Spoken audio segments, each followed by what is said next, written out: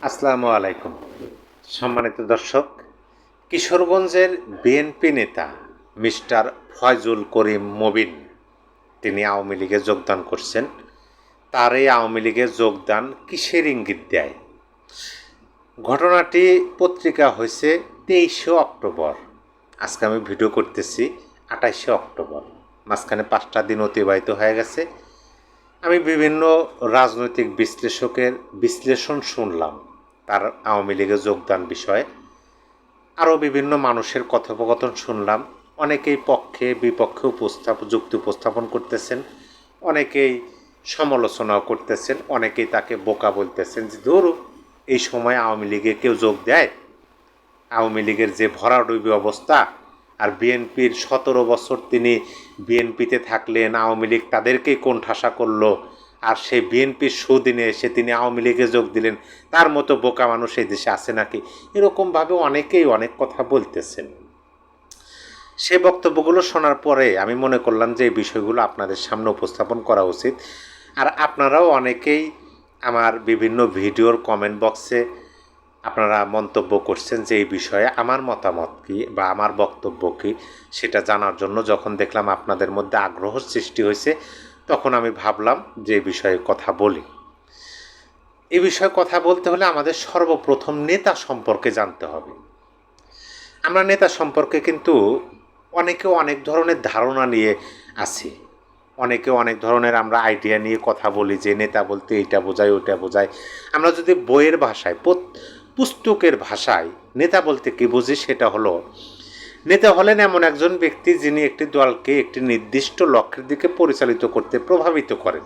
এটা হলো বইয়ের ভাষায় নেতা বলতে বুঝি। আর আমরা যদি সংক্ষেপে বলি তাহলে নেতা বলতে আমরা বুঝি নেতৃত্ব দানকারী। যিনি নেতৃত্ব দেন তিনি নেতা, এটা বুঝি। কিন্তু আমি যে নেতার কথা বলতেছি সেটা একটু ভিন্ন সংজ্ঞা। একই নেতা কিন্তু আমার সংজ্ঞাটা ভিন্ন। সংজ্ঞাটা হলো একজন নেতা থেকে যা প্রত্যাশা করা হয় তা হলো ওনাকে অতি ক্ষমতাধর কেউ হতে হবে না, ওনাকে সমস্ত কিছু জানতে হবে না, ওনার শুধু অনেক কিছু দেখার ক্ষমতা থাকা উচিত যা অন্যেরা দেখতে পান না। বেশিরভাগ নেতারা খুব একটা কিছু জানেনও না, কিন্তু তারা এমন কিছু দেখতে পান যা বাকিদের চোখে পড়ে না। আর ওনারা মানুষজনকে কোনো নির্দিষ্ট একটা উদ্দেশ্যে একজোট করতে পারেন, এটাই তাদের নেতা বানায়। এটা হলো আমার সংজ্ঞা, বা এটা হলো প্রকৃতিগতভাবে গড়ে ওঠা একজন নেতার সংজ্ঞা। যে একজন নেতাকে যে খুব কিছু মানে সমস্ত কিছু জানতে হবে সেরকম না, একজন নেতাকে যে খুব ক্ষমতাধর হতে হবে সেরকমও না। একজন নেতাকে শুধু এমন কিছু দেখার ক্ষমতা থাকতে হবে যা অন্যরা দেখতে পায় না। একজন নেতাকে শুধু এই দক্ষতাটা থাকতে হবে যিনি নির্দিষ্ট একটা কাজের জন্য, লক্ষ্যের জন্য মানুষজনকে একত্রিত করতে পারেন। এই ক্ষমতাটা যার মধ্যে আছে এটাই তাকে নেতা বানিয়ে দেবে। দেখেন বাংলাদেশের ইতিহাসে এরকম অনেক নেতা পাবেন যারা শূন্য থেকে, তাদের পূর্বপুরুষেরা কোনো নেতা ছিলেন না, একদম সাধারণ মানুষ থেকে মহান নেতা হিসাবে তিনি এই দুনিয়া ত্যাগ করছেন। এরকম অনেক পাবেন এই ভূমিতে, এই বাংলার ভূমিতে আপনি পাবেন। যাই হোক, নেতা বিষয়ে আমরা জানলাম। এখন এটাই মিস্টার মুবিনের বক্তব্যের উপর আমরা প্রয়োগ করব। তিনি কি কারণে আওয়ামী লীগে যোগ দেন বিএনপি থেকে, এই বিষয়ে তিনি ফেসবুক লাইভে এসে বিস্তারিত কথা বলছেন। বিবিসি বাংলা সেটা আবার সুন্দরভাবে উপস্থাপন করছেন। আর সেখানে যদি আমরা এই যে প্রকৃতিগতভাবে নেতা হওয়ার সংজ্ঞাটা যেটা আমি বললাম সেটা যদি প্রয়োগ করি, তাহলে কিন্তু আমাদের সামনে সহজভাবে ফুটে উঠবে যে তার আওয়ামী লীগে যোগ দেওয়া কিসের ইঙ্গিত দেয়। ধৈর্য সহকারে শুনুন সম্মানিত দর্শক। মানে যে কোনো বিষয়ে আপনি যদি ভালোভাবে জানতে চান, বুঝতে চান, তাহলে আপনাকে একটু সময় দিতে হবে। তাড়াহুড়ো করে বা অল্প শর্টকাট 2-1 মিনিটে, মানে 10 মিনিটের আলোচনা 2-1 মিনিট শুনলে বোঝা যায় না।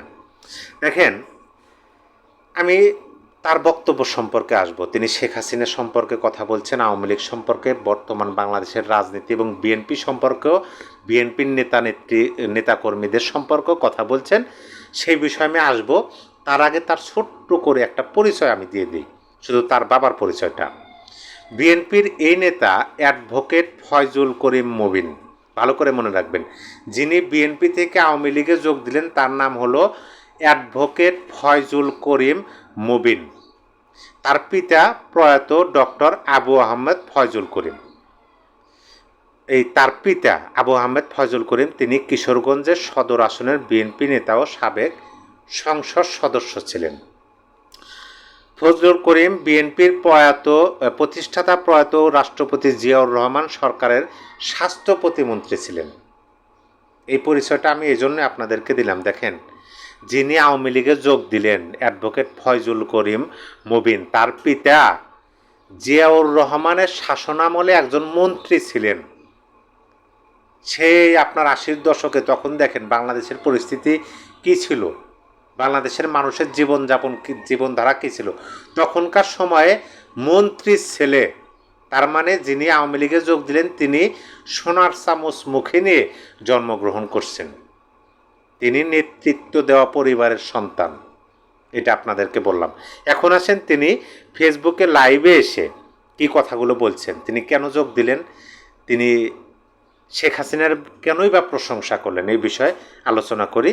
আর আমি তো নেতা হওয়ার সংজ্ঞাটা আপনাদেরকে বলছি, সেটা আপনারাও প্রয়োগ করুন, দেখেন বের হয়ে আসবে।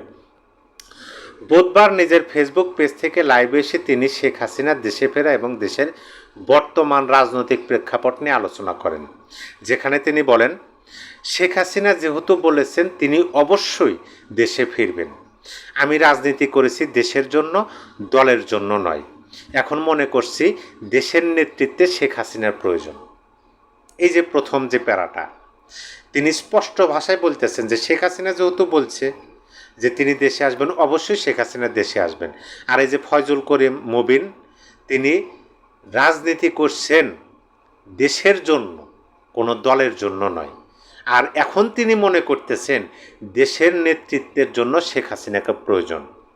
ফেসবুক লাইভে মিস্টার মুবিন আরও বলেন, বাংলাদেশের রাজনীতি এখন নতুন এক অধ্যায়ে প্রবেশ করেছে। শেখ হাসিনা শুধু আওয়ামী লীগের নয়, তিনি এই দেশের স্থিতিশীলতার প্রতীক। দেশ ও জনগণের স্বার্থে এখন ঐক্যের প্রয়োজন। তারপরে তিনি বলতেছেন যে বাংলাদেশের রাজনীতি এখন নতুন এক অধ্যায়ে প্রবেশ করেছে, আর শেখ হাসিনা শুধু আওয়ামী লীগের নেত্রী নয়। এটা কিন্তু মিস্টার মুবিন বলতেছেন, যিনি আওয়ামী লীগে যোগ দিলেন বিএনপি থেকে। তিনি বলতেছেন শেখ হাসিনা শুধু আওয়ামী লীগের নেত্রী নয়, তিনি এই দেশের স্থিতিশীলতার প্রতীক। দেশ ও জনগণের স্বার্থে ঐক্যের প্রয়োজন, তিনি ঐক্যেরও ডাক দিলেন।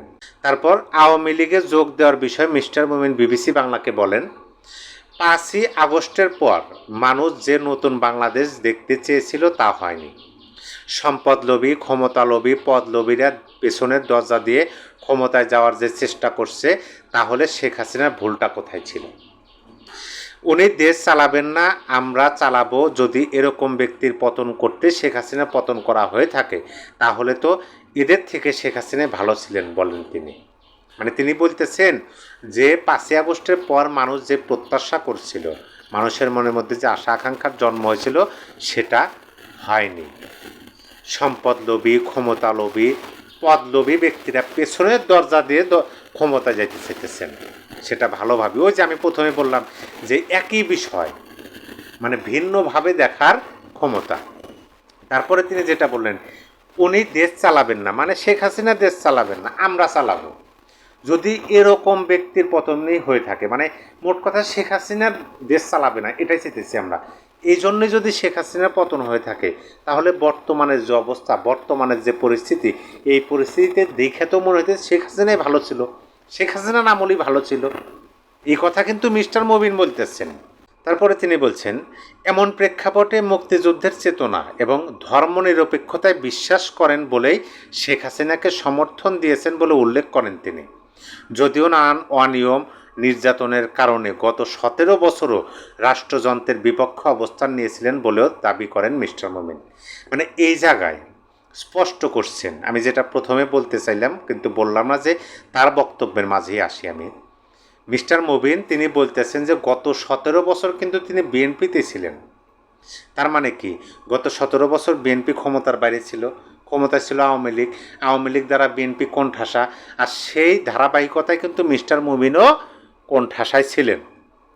কিন্তু বর্তমান সময় যখন এসে তিনি দেখতেছেন যে মুক্তিযুদ্ধের চেতনা, ধর্মনিরপেক্ষতায় তার যে বিশ্বাস, সেই বিশ্বাসটা বাংলাদেশে ধরে রাখার জন্য ধর্মনিরপেক্ষতা এবং মুক্তিযুদ্ধের চেতনা এখন তো মানে বাংলাদেশে একটা ঝুঁকির মধ্যে পড়ে আছে, সেটা তার চেতনায় আঘাত হানছে, তার চেতনায় আঘাত হানছে। এবং বর্তমান পরিবেশ পরিস্থিতি দেখে তিনি মনে করতেছেন যে শেখ হাসিনাই ভালো ছিল, শেখ হাসিনার শাসনামলই ভালো ছিল, যার কারণে তিনি 17 বছর ক্ষমতার বাইরে থেকে রাজনীতি করার পরে তার দল যখন একটা ভালো অবস্থানে, ঠিক তখনই তিনি আবারও ক্ষমতার বাইরে গিয়ে আওয়ামী লীগে যোগ দিলেন। কী জন্য? মুক্তিযুদ্ধের চেতনার জন্য, ধর্মনিরপেক্ষতার জন্য, দেশের স্থিতিশীলতার জন্য। এই তিনটা জিনিস আমাদের সামনে বের হয়ে আসলো। মানে তিনি যেভাবে বিষয়গুলো দেখতে পাচ্ছেন বা দেখতেছেন, সেইভাবে বাংলাদেশের অনেক নেতাই দেখতে পাচ্ছেন না, যার কারণে তার দৃষ্টিভঙ্গি ভিন্ন রূপ নিছে। আর তার ধারাবাহিকতায় তার বিবেকের কাছে যখন প্রশ্ন উঠছে যে কেমন দেশ হতে যাচ্ছে, এই যে নতুন অধ্যায়ে বাংলাদেশ প্রবেশ করছে, এই অধ্যায় তো আমরা চাই নাই, এই নতুন পরিবেশ তো চাই নাই। আমরা চেয়েছিলাম শেখ হাসিনার আমলের চেয়ে ভালো কিছু, কিন্তু দেখতেছি অধপতনে আরও নিম্নগামী। এই যে বিবেকের কাছে তার প্রশ্ন, এই প্রশ্নের উত্তর তিনি খুঁজে না পেয়ে তিনি বাধ্য হলেন সুযোগ সুবিধা ক্ষমতা সব কিছু ত্যাগ করে আবার দেশের জন্য, রাষ্ট্রের জন্য, দেশের মানুষের জন্য, ওই যে তিনি বলছেন যে তিনি রাজনীতি করেন দেশের জন্য, কোনো রাজনৈতিক দলের জন্য না। আর যখন দেখতেছেন যে আওয়ামী লীগের নেতাকর্মীরা যেভাবে এখন কাজ করতেছে রাষ্ট্রের জন্য, তখন তিনি তাদের কাতারে গিয়ে দাঁড়ালেন। সম্মানিত দর্শক, আশা করি বুঝতে পেরেছেন। আর ছোট্ট করে আপনাদেরকে একটা কথা বলে দেই, হয়তোবা আমার যুক্তি, আমার উপস্থাপন আপনাদের যুক্তির সাথে নাও মিলতে পারে, এটা একটা স্বাভাবিক বিষয়। কিন্তু আমি যেভাবে দেখি আপনার দেখাটা অন্যভাবে হতে পারে। ওই যে বললাম, আমি একজন সাধারণ মানুষ, সাধারণভাবেই আমি দেখি। অবশ্যই আপনার মতামত কমেন্ট বক্সে জানিয়ে দেবেন। তবে আমি শেষে এই কথাটাই বলবো যে মিস্টার মুবিন বিএনপি থেকে আওয়ামী লীগে যোগ দিয়ে বাংলাদেশের রাজনীতিতে একটা অন্যরকম দৃষ্টান্ত স্থাপন করলেন।